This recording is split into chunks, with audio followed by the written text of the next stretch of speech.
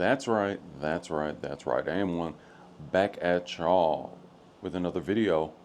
I've been missing out on all the fun. I've been extremely busy in the real world. Of course, staying healthy. Just finished one of my certifications officially now, certified personal trainer, keto coach. Been building up to that for a few years now. I'm also a videographer for anybody new to me. Videographer, motion graphic designer, filmmaker. Been busy with a big film project over the last month, hence why I haven't posted anything on this channel. And finished the certification within the last month as well. And as of now, it's June, and I've just landed into my 10-year anniversary of being fully independent with my company AM1 Creates, doing the visual media as I just illustrated. But we're back on this channel, AM1 Lifestyle, and on a whole new level in life in a lot of ways. And like I said, I want to get into the fray. This whole situation with the sugar diet. Oh my goodness, people are losing their minds with this. Now, my backstory, I've switched up my diet after years of running a more plant-based, vegan diet, vegetarian diet kind of lifestyle for the majority of my adult life, actively avoiding red meat, a lot of meat in general. In the last almost coming up on 2 years, I switched over to more animal-based, weaving in and out of keto, ketovore, carnivore, and it's been absolutely life-changing. And it really just took my whole training and just everything about my life to another level. And along the way, I experimented with a lot of different fasts and cleanses, fruit fasts, so to speak. It was just so funny when people say fruit fast, because when I think fast, I think abstain from food entirely, which is the actual definition. But sure, just juicing, right? I've done all of this stuff, master cleanse, like with the maple syrup and the, you guys know the master cleanse, maple syrup and lemon juice and cayenne pepper, all of these different things. And I've had benefits from those things, even from juicing, like especially if you're coming from ultra processed food diet. You know, people talk about, oh, I lost weight, I feel better after doing a juice fast, which is, you know, I mentioned the juice fast thing because I've been thinking about this a lot as I'm hearing people say, oh, well, just eat a bunch of fruit all day, or sugar fast, fruit fast, have a bowl of fruit or juice it, put sugar on it, put uh, put honey on it. These things are just mind blowing to me, and I get it.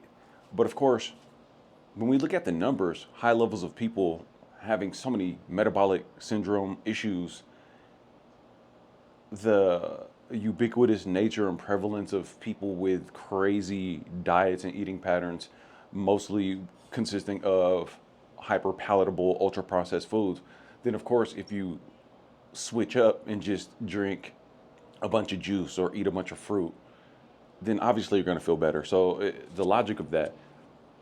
But we're now in the social media age, and the thing is, back when I experimented with some of the juice fasting stuff, this was before social media was even as crazy, and I've even actually had some downfalls later. Like I want to say maybe, let's say 7 years ago, when I did try to go back to doing the kind of fruit juice fasts, really kind of messed my system up with that. And there's just so much to it. Obviously, the complexity of this, how the human body works, and the bio individuality of each person, and getting into these different foods, the different substrates, is super interesting stuff, right? But I was just thinking about, I'm gonna do a lot of videos on this because this is just fascinating to me, especially since myself, I am a keto coach. And when I say that, yeah, obviously there's keto diet strategies, right? But the ultimate idea is that you're able to nudge yourself deeper into the state of ketosis. So more so than a diet, I'm interested in the state, the physiological state of ketosis, lowering your carbs enough to get into that state where your body is generating ketones. That is extremely fascinating to me. And of course, if you really understand it, there is no real keto diet other than a matter of the substrates and how you're ingesting these things relative to other substrates, your other macros, all right? So the more I've learned about this and the more I've experimented with it, and I've experimented more with ketosis more so than, let's say I put it this way. I was already doing a lot of things in a keto space before even really researching what keto meant. Because I always blew off keto as just some kind of random diet, whatever trend fad thing. And my ignorance, and I have no problem admitting that I just didn't know what I didn't know and was thinking from ignorance, more or less, which is exactly the same thing that allowed me to get caught slipping with even attempting a plant-based vegetarian vegan lifestyle and kind of weaving in and out of that. I just didn't know what I didn't know. And this is, kind of coming from California, the Bay Area. There's a big push in people thinking that that's more healthy or more ethical or whatever. Not that I care too much about that, but just not realizing the nutrient deficiency that most people are going to put themselves in attempting a lifestyle like that over time, and just not really understanding how essential fatty acids and essential amino acids are necessary for your body to build itself, to repair itself, to recover. And again, there's a lot I can say about this stuff, but this sugar diet, sugar fast craze, super interesting. And shout out to Cole Robinson, because I followed Cole Robinson for years. He's somebody who, kind of kept me on track and inspired with fasting, longer fast, dry fast. I've had extreme benefits in my life. It's been life changing, uh, using fasting as a tool. People are talking this sugar diet thing, and we're at this point where we're in the social media age. Everybody wants it fast, the sort of microwave entertainment age, uh, literal microwave food age. I'm here in Las Vegas right now, so there's just so many options, so many offers being made, opportunities for people to eat toxic, poison, fake food. Walk in all the stores, even the so-called health food stores, and even their stuff is ultra processed, seed oils and everything, while they're claiming it to be healthy. We're so behind and so at a very poor state overall in the concept of like the food system. And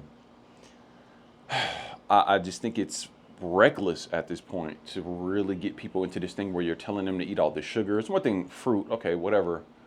But even that as like a main thing, to eat that all day, we got to think about glycation, what that's doing to your system in that sense. A lot of people are already pre-diabetic, pushing into type 2 diabetes. And I understand that people are saying, well, if you have this sugar, then it actually kind of resets your system. And there's these different metabolic pathways that are activated. And I get that. And again, I don't know everything about this. I don't think anyone does. The more I learn about, physiology and biology and look at some like high level, experts with this stuff, I realize they don't even know. And that's, I guess, the whole nature of science, right? Everybody's continuing to question. We're not just going to trust the science. We got to keep questioning everything. These metabolic pathways, looking for different enzymes, different uh, mechanisms of action, right? So with this whole sugar thing, I'm pretty sure it's reckless though to tell a lot of people who are already bogged down in their mind from having nutrient deficiencies, uh, just a lack of purpose in life, uh, rat race, work to live lifestyles. A lot of people just want to decompress and just let go and not really think about anything. A lot of people are living vicariously through other people. A lot of unhappiness, a lot of uncertainty in the world. And what's going on with the food and the fact that companies exist that can sell you, red 40 and ultra processed, seed oils. The fact that these things already exist shows that there's a market for these things, and the market only exists because people don't know better or they just don't care. By and large, they just don't know better because who has time in the day to research all of this stuff? So, with that being said, I think it's extremely reckless to tell people things like, oh, just eat a bunch of sugar. I wouldn't even recommend people just do juice fast. Again, I'm a veteran as far as fasting.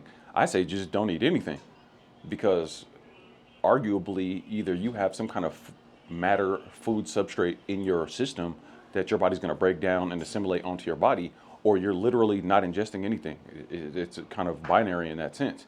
You're either eating something or you're not. So why not just fast? And when you fast, you put your body in a state where it's going to try to recover and strengthen itself until a time where your body is just too catabolic and it breaks down. And obviously you're going to run into some issues. But we have so much access to food, it's never an issue. By and large, the average person can easily get by eating one meal a day if you're eating the right nutrient density.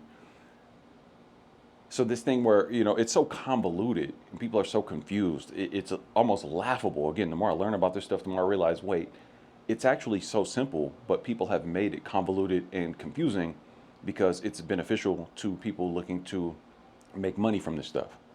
And, I'm not like saying I'm against capitalism or whatever, but, or I would think of it more as like a free market trade kind of situation, commerce, right? I'm not against that, but when you get out of control with it to the point of selling people things that are going to be detrimental to their health, then we got a problem. And to the point of, generations deep and keeping people so confused to where as I'm coaching more people, I just don't know where to start. I don't know what to do. I don't know who to believe. And I don't really have time in the day to do this. I gotta, take my kids to school and I get to work, and by the time I get off, at work, fast food, vending machines, I totally get it because I used to be there. Luckily now, I've, taken steps to make it to where I work for myself, make my own schedule, and am always looking to build more of that freedom. But my point is, the levels of confusion with this stuff is to a point where the last thing we want to do from a perspective of coaching people to play this dangerous game where we start telling people things. And I think, again, shout out to Cole. I almost think at this point he has to be trolling because he's dropping videos talking about 10,000 calories, even 100,000 calories, super clickbait titles. And I get that. And I get the sensationalized nature of how you have to kind of do these things if you're a content creator. I'm pretty sure this guy is, making decent money and is well off. He's been at it for a while, consulting with people. And I genuinely think he comes from a good place, although I gotta say, I gotta kind of question the motives with this pivot and this run. But I mean, you can talk, Kempner and sugar diets and rice diets and these things that have been done before, and it's like, oh, use it as a tool. I get that, but when you put it out there and broadcast it this way, and I also suspect that he's probably telling people that he's consulting with to start YouTube channels, because I'm seeing more all of a sudden within the last month, a rise of new creators on YouTube talking about sugar diet, putting sugar diet, sugar fast in their actual YouTube handles. So it's like as part of their brand. Just like I saw people putting the same thing with carnivore. And I get it. You get this shiny new thing and it's working for you and you're losing weight. But weight loss is supposed to be a side effect of you fixing your body, not just going for the weight loss. Now, even in my coaching, there's something to be said for ditching excess body fat. But even with that, you have to be careful because fat can, of course, act as a reservoir to trap toxins. Let's just put it in a simplified kind of way. So, of course, as you liberate these toxins from your body, you can have, detox crisis symptoms similar to like a keto flu or a carnivore flu or something like that. But it gets really deep. So I don't know. I think it's kind of a reckless thing. Again, I'm a videographer. I operate from a position of video journalism. So I want to stay objective, right? And have that journalistic integrity and not insert too much of my own biases into things. So, I kind of want to stand back and look, but the way I'm seeing it now, and as new channels are rising and it's kind of being this wave, I don't know. And people have made parallels to say, well, the stuff gets culty, similar to everybody went super crazy with carnivore. And that was crazy to me until I tried it and realized, okay, so again, I admit my ignorance. I didn't know. Okay, so if you just get high density nutrition from clean sources of essential fats and protein, you can pretty much rock out with that and be good to go. And you don't even really need carbs. And I put it to the test and was able to push my body and perform very well on practically zero carbs, or 5%, 10% carbs, whatever. And I'm 6'2", 195-ish, and I got some good muscle mass on me. And just to make sure we understand the stats, I'm 46 years old at this time. So, approaching 50 and best shape of my life, pretty active guy in pretty good shape. And the whole carnivore diet thing worked very well for me. And I try to stray away from even using carnivore diet. I like keto more so, if we're going to use a banner or title, but just low carb in general. And that's why I coach low carb, because I love leveraging ketosis. So this whole thing where it's like, no, let's go high carb, low fat. Another slippery slope with that, obviously, people are having issues with, especially men, everybody really, but when you get into men, as me being a man, talking about low testosterone, these kind of issues, it's a slippery slope. I don't want to make this video too long, especially jumping right back in the algorithm after a while, but I'll definitely be coming back with more videos like this. You guys let me know what you guys think in the comments, or if there's, any sugar diet people pull up on this video, let me know what you guys think, because this is interesting. I think when you give some people some shiny new thing, and I get it, if it works for you and it's exciting, you want to talk about it, you want to broadcast it, but we're in an interesting point where people, there's a lot of impressionable young people out here and impressionable older people out here. People's analytical faculties are maybe a little bit askew because there's just so many distractions in the world with, politics and just general social life stuff and people's day-to-day life. It gets really slippery. We already know the food thing is precarious anyway, so then we get influencers online who may be genuinely coming from a good place. I just see how the thing can run kind of rampant. But in this case, when we're going to push something that is for sure, I think we can say it's objectively nutrient deficient. When we say put sugar on the fruit, and you can also have candy all day, I'm like, this is like telling kids you can eat candy all day. And again, I'm referring to grown people, but telling some grown people, let's just be real out here, some grown people are have the mentality of children. So you tell them something like that, and the excitement of, oh, kid in a candy store, that is a euphemism and a phrase for a reason, right? We got grown kids in a candy store being told, oh yeah, just eat candy and you can lose weight. That's like the ultimate dream scenario for somebody who wants the path of least resistance, and being told what they want to hear. I don't know. And again, dark sense of humor just kind of brings a chuckle to me, but this is serious business. I'm gonna talk more about it in upcoming videos, and I'm sorry to end it laughing, but I do want to make it more lighthearted. But I don't know. Sure, can sugar ramp up your metabolism? Yes, but at what cost? The potential for bacterial overgrowth. People are already dealing with gut damage.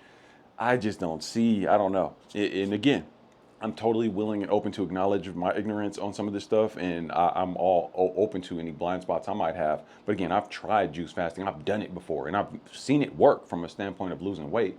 So I get it. But yeah, I don't know. You guys let me know what you think. And peace.